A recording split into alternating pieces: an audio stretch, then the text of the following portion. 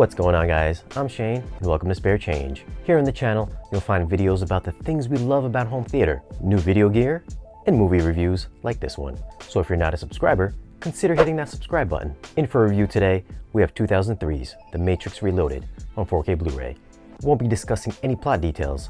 I'm just going to share with you my thoughts on the video and audio quality. Now for a few tech specs. The movie was shot on 35mm. It's got a 4K DI. It's rated R. Runtime is 138 minutes. Aspect ratio is 239:1, which will have black bars if you're watching on a television. I know, everyone's been waiting for this to hit 4K. Let's face it, it's a sci-fi classic, one of the best ever.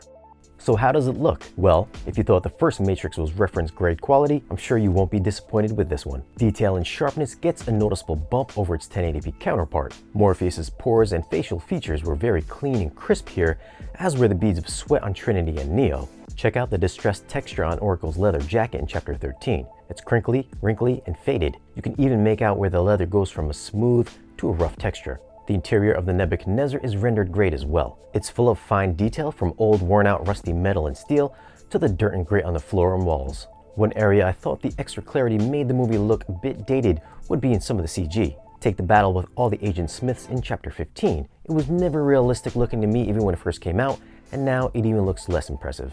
I'm not saying the CG looks bad, it just looks even more fake. HDR usage here made the image pop. Black levels go nice and deep while retaining shadow detail and offer up some great contrast. There's some added depth to the wide shot in Chapter 4 when they pan over Zion. The image seems to reach further now into the screen thanks to the increased contrast and detail.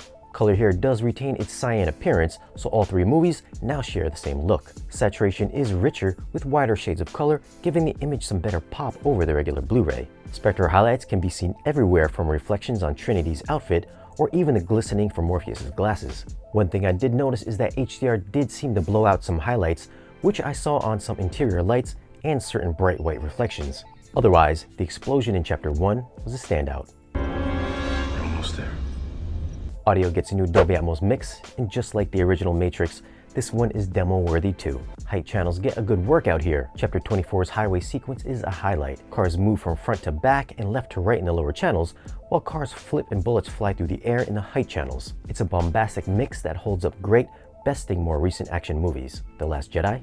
Bass response here during the explosion in Chapter 32 digs extremely low, while Neo flying through the city hits those hard mid-bass notes that rumble the room. The musical soundtrack fills in the soundstage, as does ambiance from the mechanical noises and atmospherics. Dialogue was always clear and carried good weight in the center channel, so no issues there. So for audio, I'm going to go with a 9.5. There's tons of scenes here that you can play to demo your audio system. Bass response goes low and hits hard, while height effects are active throughout. For video, I'm going to go 8.5.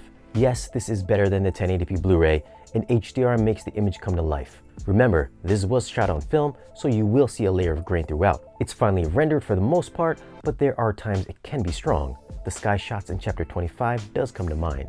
So if you're a grain hater, you may feel a certain way. Now if you're expecting a clean, crisp, shiny 4K image, this isn't it. It's got a nice filmic quality with a bit of softness here and there. It's the best I've seen this movie look, and if you're a fan, it's a must-have in the collection, even just for the audio mix. Now if you're interested in grabbing this movie or the entire set, I'll leave links down below in the description. Let us know what movie is your favorite, Part 1, Part 2, or Part 3. Follow us on social media, and if you're new here, hit that subscribe button, and we'll see you guys again in the next one.